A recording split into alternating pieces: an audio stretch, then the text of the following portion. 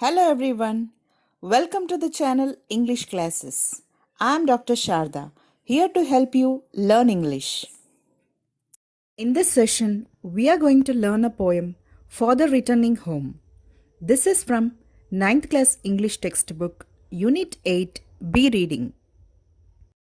About the poet, Dilip Purushottam Chitre was one of the foremost Indian writers and critics to emerge in the post-independent India. Apart from being a very important bilingual writer, writing in Marathi and English, he was also a painter and filmmaker. His Ekun Kavita or collected poems were published in the 1990s in 3 volumes. As is various selected English poems and Shesha English translation of selected Marathi poems, both published by, are among his last books published in 2007. He is also an accomplished translator and has prolifically translated prose and poetry. He started his professional film career in 1969 and has since made one feature film, about a dozen documentary films, several short films in the cinema format, and about 20 video documentary features. He also scored the music for some of them. Now let us see the glossary. Commuters, passengers, soggy, wet and soft, stale, no longer fresh, contemplate, think seriously, estrangement, separation, sullen, silent and bad-tempered, static, noise that disturbs the signals of radio, nomads, members of a tribe moving with their animals from a place to place, subcontinent, here India. Let's read the poem once. My father travels on the late evening train, standing among silent commuters in the yellow light. Suburbs slid past his unseeing eyes.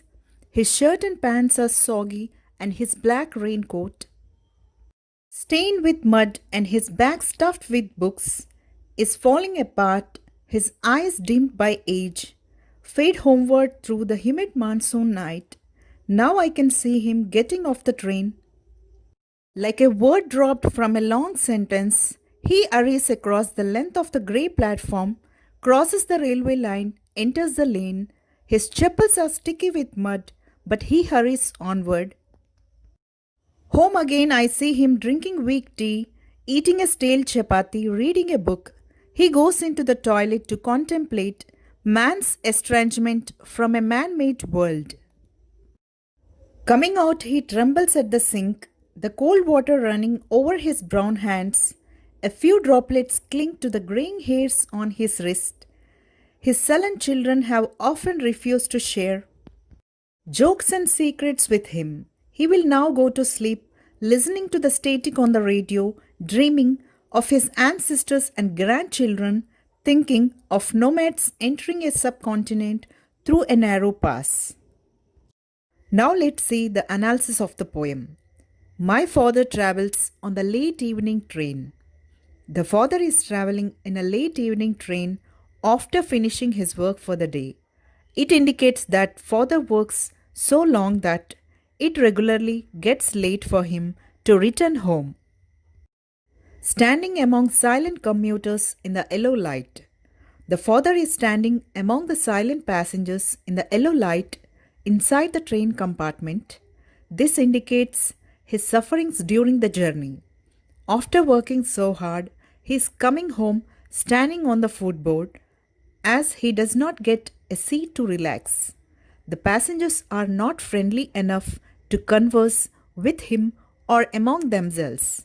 The yellow light is not the best thing either to promote any cheerfulness.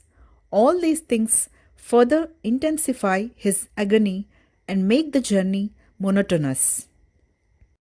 Suburbs slid past his unseeing eyes. The sceneries are going past the moving train, but the father has no intention to look at those. He is not moved by these scenes, for he has seen them many times and finds nothing interesting. So the sliding landscapes also add to the sense of monotony.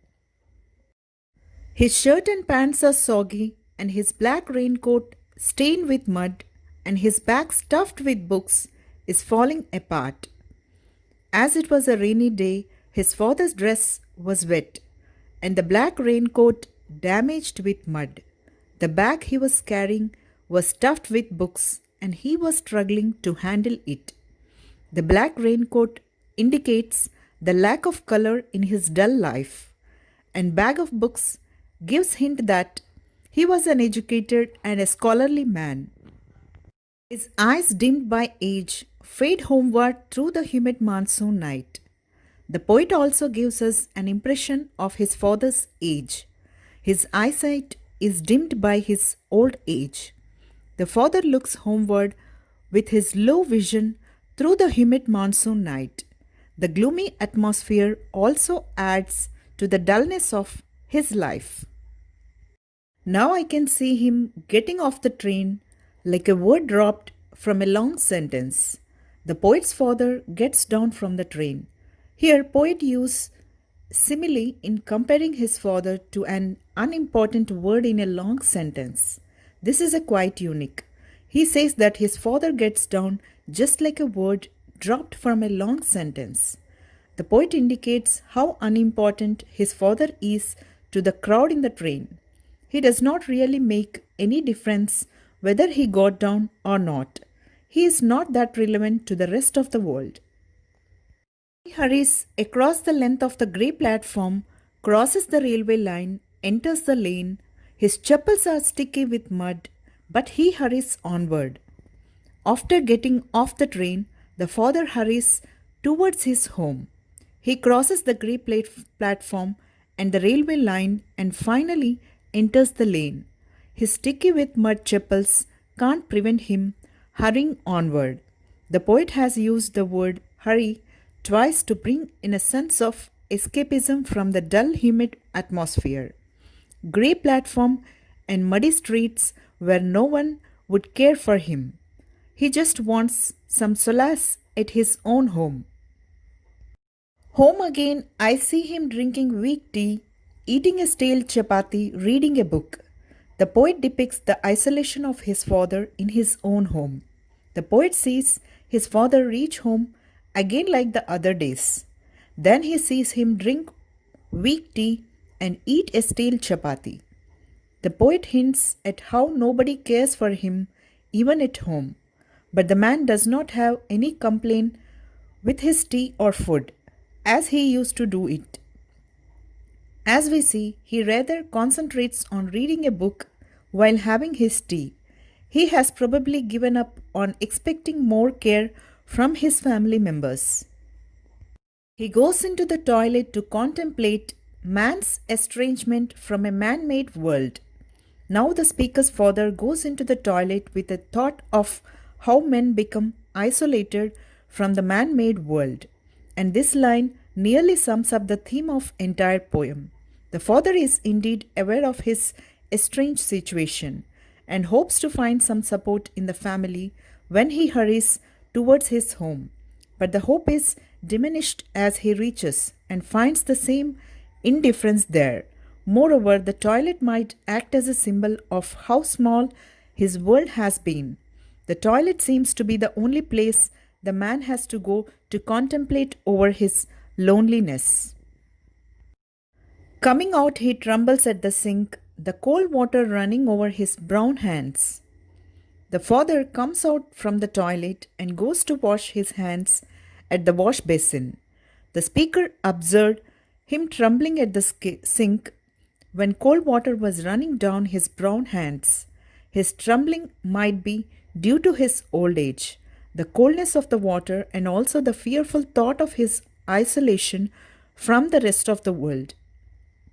Few droplets cling to the graying hairs on his wrist. A few drops of water clinging to the grey hairs on his wrist may have some greater implication. Water generally symbolizes life, and grey hairs stand for the old age. So the old man's life is just holding on to his old age. This life has no significance to anyone else. His sullen children have often refused to share jokes and secrets with him. Now the poet goes on to talk about the old man's relationship to his family members. His bad tempered children refused to share jokes and secrets with him. They said they don't share a close or friendly association with their father. Rather, they regard him as an outdated, unwanted burden, though he seems to be the only earning member of the family.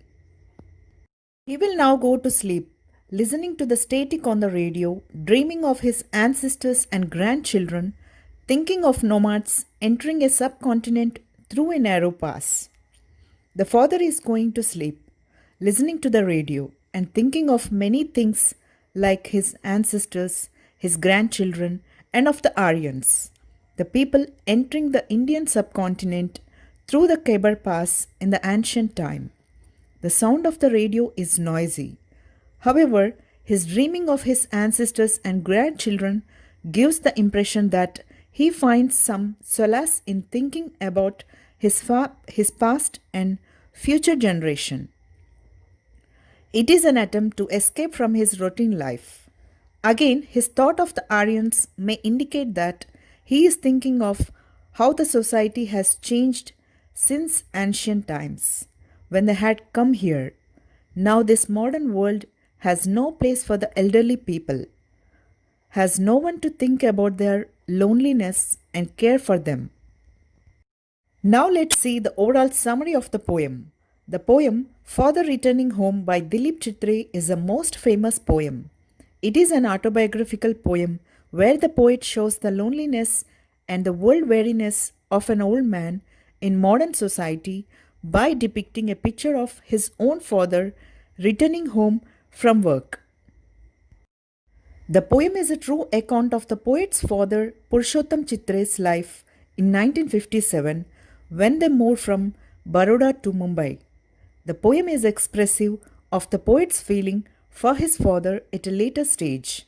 He realized how neglected and uncared for his father was, even after being the lone bread earner for the family. But in fact, the poem The Father Returning Home has gone beyond its autobiographical significance.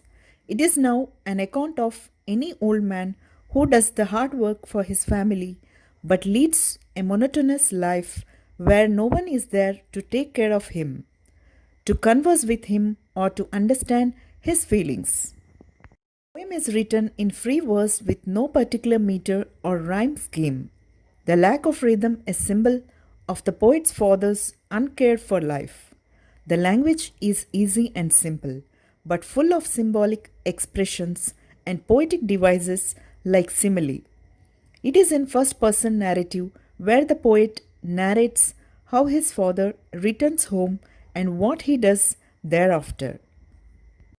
Father was returning home in a train with wet clothes, bag filled with books, dimmed with sight. He was coming in the late evening train, standing among with silent passengers boarded at the station and crossed the lengthy grey platform and railway line. His chappals were sticky with mud, reached home. At home, he drank light tea and ate dried chapati while reading a book. He went to the toilet to think seriously and to expel unnecessary things from the body. He washed his hands and came out with droplets clinging from the graying hair. He was angry with his son. He went to sleep listening to static radio, thinking about the ancestors, grandchildren, and the people who were entering into the subcontinent through a narrow passage. Thus, the poem Father Returning Home by Dilip Chitre sympathizes with the old neglected people in our society. No doubt, his message is well delivered here. This poem has given the poet a lot of respect and popularity through all these years. Hope you understood the poem. Thank you for watching this. Keep learning.